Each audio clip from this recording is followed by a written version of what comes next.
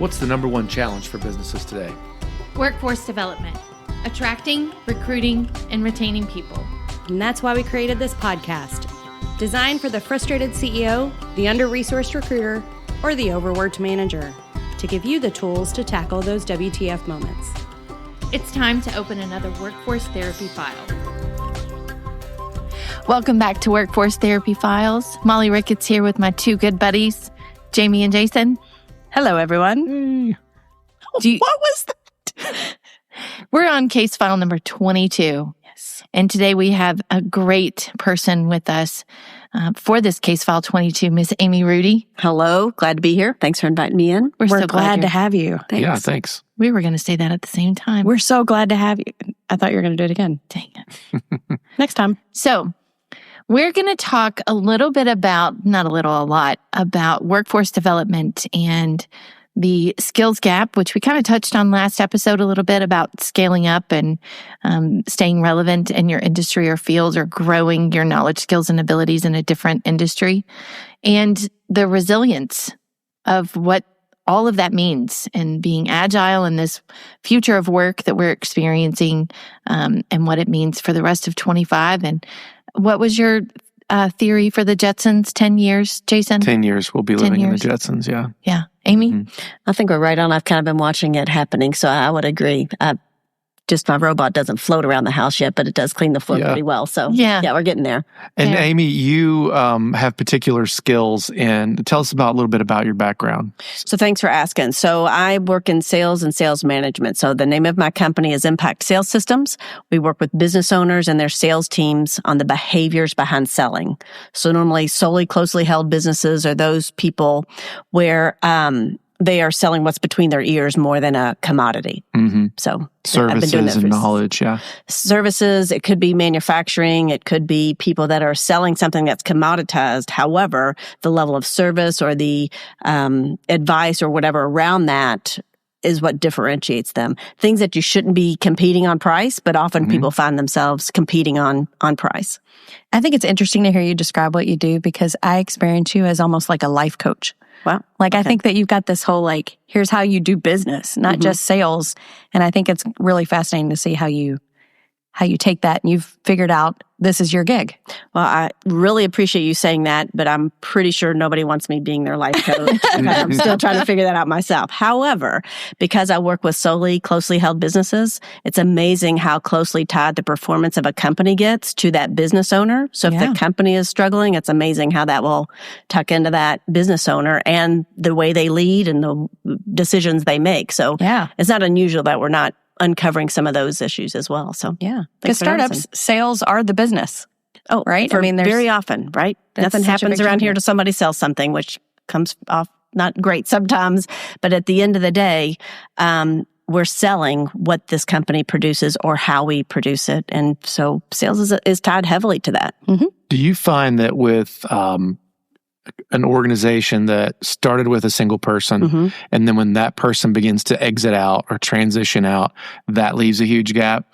I think that's a great point. It often happens is that a business will outgrow the skill set that started it, and particularly if that was trapped into that business owner or that single leader's head. And often those businesses, in my experience, start from a great deliverable, somebody that knows their stuff more so than anyone else. And then they don't necessarily know how to peel that off and start building a team around them so that all the knowledge, all the skills, all the relationships are tied to that one person. And so when they start to diversify or build out a team, there's too much degradation from what the business owner that could control everything was able to accomplish.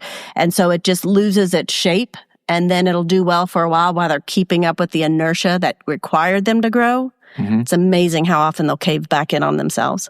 How do you coach them through that? So if I'm leaving, I've started a company 30 years ago, most of that knowledge lived in my head. There are certain things that only I do, but it's time for me to retire. What do I do? How do you coach that knowledge into the next generation? How do you extract or even maybe coach that person who is leaving that, hey, other people can do this job. You aren't special. Like that's learning a that great is hard. conversation to have with somebody. They love those days. I'm sure. People love hearing. Yeah, that's right. Yeah. And so sometimes, ideally, if you're asking me that question, it's because you want to retire in 15 years. Oh, okay. Sometimes people are saying, I want to retire in the next 18 months. How do I get this thing off of my plate? And what's the harder one for you to answer? It's impossible to solve it in 18 months. Yeah. You can exit in 18 months. The company's going to be wobbly depending on how well you've built it over the past, however long, 5 years, 10 years. But strategically deciding what to do for those things. So I don't want to sound like it's not fixable. It's just very difficult fixing problems in a vacuum, right? Right. And so looking at what the leadership has been, has there been a strategy prior to that? And people are starting to show leadership. It's amazing how much more they'll take on and do well. They've already got forward motion. But if everything's been controlled in the corner office, decisions, everything's been waiting on the business owner to make a decision here, or the business is operated like a personal checkbook, it's really not structured in a way to operate with a business mindset if it's overly controlled as a personal organization, right? Yeah. Lifestyle business. Does that make sense? Yeah. So forward thinking, as far in advance as you can think through those things. So outside of a leadership role, a lot of our audience are employers. So they're probably thinking in terms of key roles. Like, okay. Succession in every role. Yeah. Steve's been here forever. He's the best at this thing. Yeah. Maybe it's sales, whatever it is. They need to start creating succession plans for those people if they haven't, right? So how do you go about that? Is it sort of like a document what they do and figure out how to coach into it? Or how do you go about that? It depends if we need more of same. If we actually need more of same, then documenting the way we do it today would work. So very often what I would like to start with an organization or its leadership is, where are we going? So look at Future Co.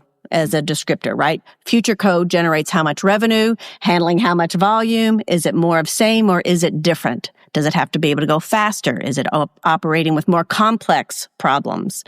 Also, what's its capabilities? What's the skills that are going to be necessary to operate that business? How much cash is that business going to need? I mean, Future Co, really well defined. And then I have to measure where I am today in that particular role or as an organization, those very same measurement, volume, what the average customer looks like, what they need, what they expect, how competition is behaving, the works. And if I can establish what I want Future Co to be and truly measure what current Co is, now I've got a gap. I know where I am and where I'm going, and I can actually involve the people around me to help me figure out what do we have to do differently to become this. Gotcha. But often people say, so how do I take off from where we are today and somebody pick up that? And there's no real direction for the person that would be stepping into that role. Trapped in the owner's head, or that role holder might have had a different way of doing things, or maybe things have shifted and they did not make those shifts, and that isn't getting translated or transferred. And so people start to protect what they know. Things move backwards instead of forward, or just get stuck. Yeah. So taking a step back, instead of replacing Steve with another Steve. That's right. What do we really need? What do I really Steve need? got us here, but who's going to get us there? That's right. Because Steve might have actually hit his ceiling. Yeah. Right? And so does Future Co need someone who can build a team instead of operate with a group of two? Does Future Co need someone that is way more technically adept, because we need to shave 5 days off of our delivery cycle sometime in the next 2 to 3 years if we're going to stay competitive? We have to be able to reshore or offshore. All those things have to happen in the next 3 to 5 years. That might not even have been on Steve's radar. So don't hire another Steve if that's not the role that you're developing into. Does that make sense? Oh, yeah. Because I think many of us, like, I'm a business owner, we get locked into this, like, this is the way we do it sometimes, and it works. So why mess with it? Yeah. But if we're thinking about a version of our company that's 5X what we are on a certain timeline, well, maybe this thing that's working won't work in that reality. So. That's right. Yeah. Because in Future Co, different people are making decisions because it's bigger. Right. So, no, I completely agree with you, is that, and you said something that triggered in my head. You said it works, so why change it? What I can be committed to the fact that it worked because it got us to where we are. Is it still working, and will it work going forward? Those are two totally different questions. So they might think it's still working, like it works, Question is, does it? I love the fact that you're having those hard conversations with them. I mean, it's hard to start a hard conversation, but I think once you get the audience engaged and understanding that it's important, it becomes easier. But I'm sure that's a hard conversation to have. It is, and it's amazing how many people around a leadership team, and I'm sure you all see it as well. There's so many people that want to be part of that conversation in an organization, and they're not always given the chance to bring forward their ideas, their fresh thinking, their innovation, either because they don't know they're supposed to, they don't know if they're allowed to, and they don't know if it will be welcomed. And so helping to establish what that means, where this company is going, and having a level of transparency among all leaders, all roles in an organization means that everybody can contribute. But if I'm waiting for the next thing to be told to do, you're pretty much going to have to tell me the next thing to do every time. And you're not going to get the fresh ideas that I think you need. So getting a business owner open to that, once they figure that part out, man, they could just take off. Normally we just look at the line outside their door or in their inbox or their email to figure out, okay, are you the pinch point here or are you serving other people? You're the problem. Yeah. And I think many business owners who are self-aware, me included, know that I'm the problem sometimes. Now what can I do about it? Because everybody's staring at me and looking for answers. Yourself here. Just kidding. So, and there's always going to be that opportunity. It takes some humility to be able to do those things. But also there's a fear that if I let go of too much, how much is too much? Because I won't be able to get it back. And so having good, solid plans that people can tell you what they're going to do, how they're going to do it, so that you can measure against the individual's plan instead of everybody waiting for me to tell them what to do. And in sales, that's huge. This time of year, not just tell me what my sales forecast is, but in a detailed fashion, where's it going to come from? Is it going to be more of same? Do we have the same capabilities? Do we need different capacities to accomplish these things? And getting a collaborative effort with details behind the actual work effort from every role means people get to own the role and they get to own the goal. Do you see trends in the skills gaps right now? Like so we're post-COVID, that changed the way we work. We're looking at all these. We were just talking in another episode about the future of work and AI and technology. Do you see there are specific gaps that you just keep hitting on the same ones over and over? Okay, I'm not going to say that if I encounter one more person that can't use an Excel spreadsheet and picks up a calculator to do a formula while they're building an Excel file, that's not going to make me crazy because I've run into that quite a bit. I feel like she's side-eyeing me right now. I'm not side-eyeing She closed her eyes. Well, for the audience, all. she closed her eyes when she said that. Because I was trying not to swear because y'all told me to kind of watch that a little bit. And no, when I talk about skills gap, there are some technical skills and there are things moving at an incredibly fast pace. And so some of the things that weren't requirements and roles 5 years ago, technical skills around use of office tools, spreadsheets, being able to analyze large chunks of data on their own, that's a skill set I'll find. So some of the tooling people aren't skilled in, but a lot of it also has to do with negotiating, forecasting, planning, account level planning, questioning. I think I've already said negotiating. It's worth saying it again, and navigating their way forward. And part of what that means is that technology has moved into some roles and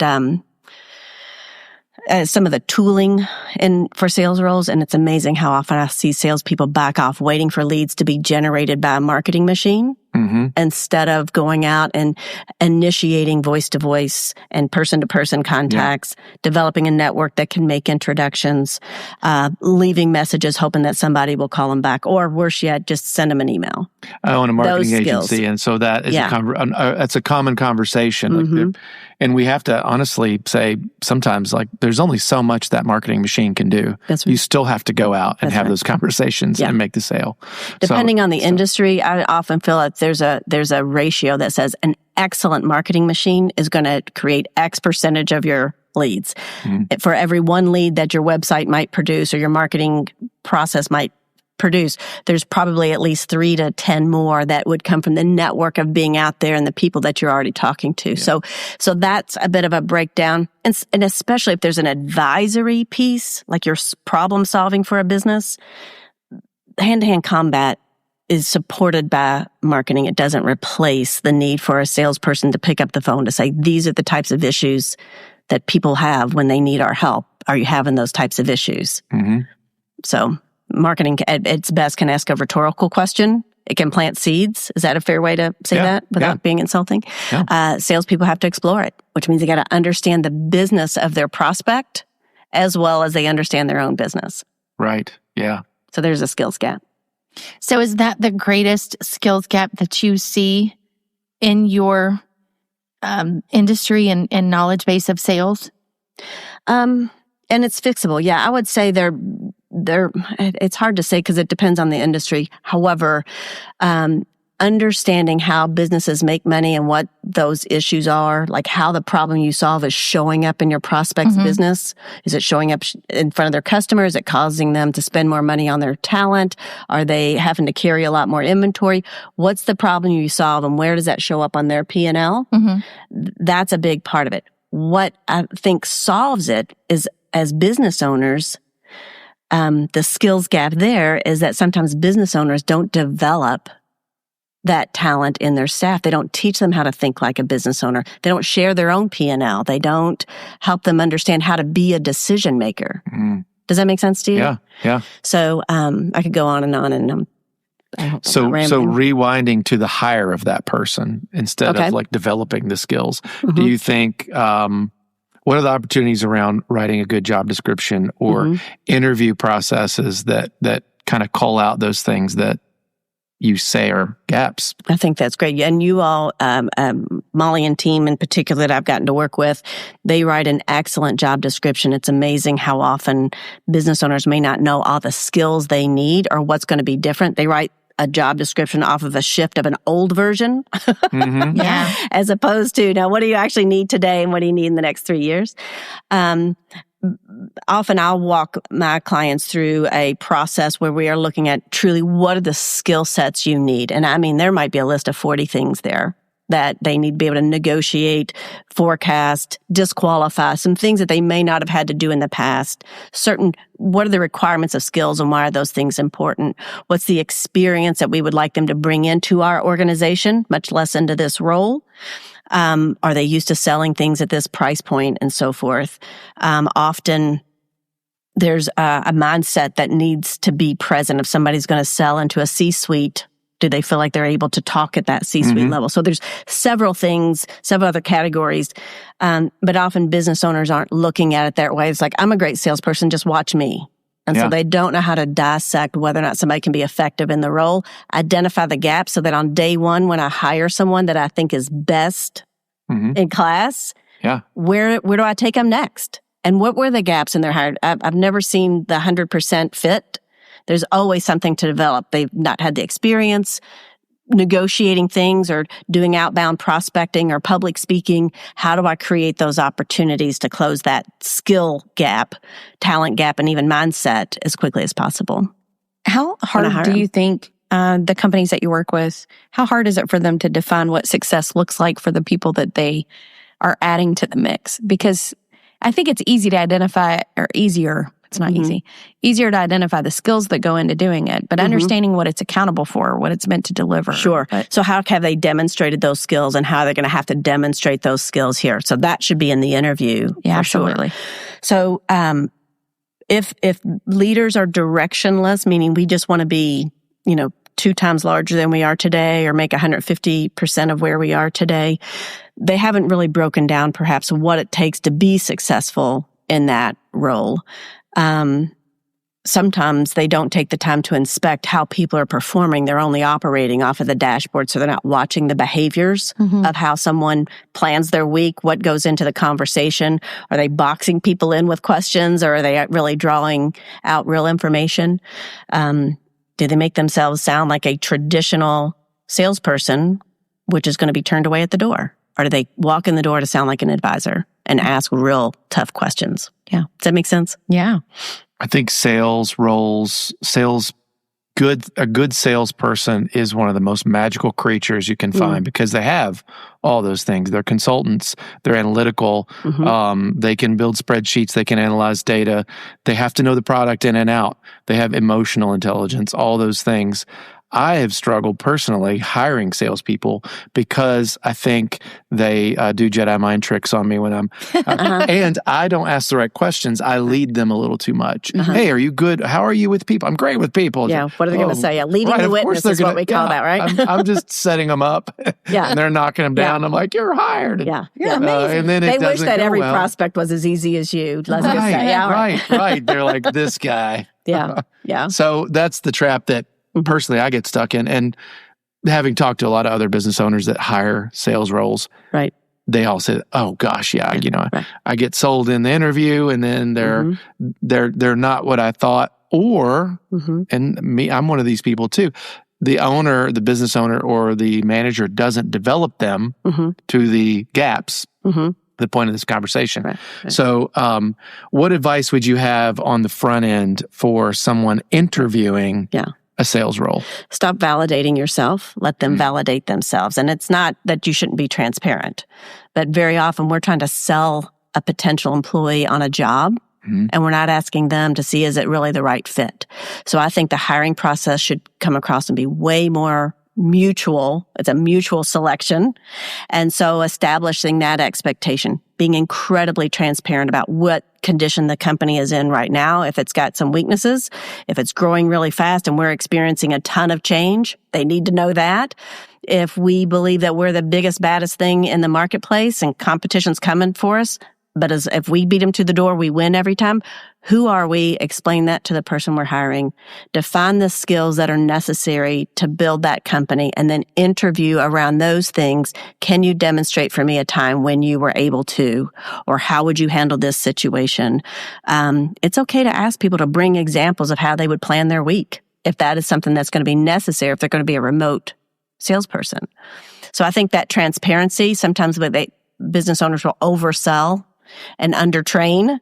And so people come in and then they're left to figuring it out on their own. I can't tell you how often that comes up in a conversation with me with a potential sales candidate. I help my clients with their hiring interviews. And why are you leaving the current role, or what would you have been looking for? And 8 out of 10 times they're telling me I didn't get trained very well. I was left to figure it out by myself, and I couldn't get going. Yeah. And so I have to see whether there's validity to that. Yeah. But very often it's amazing. They spend way too long trying to figure out the role. And it costs a business owner way too much to help them to wait till those results show up. So somebody starves out, or they end up terminating them for lack of performance. I think those are really good tips, because a lot of the people doing the hiring don't do the role.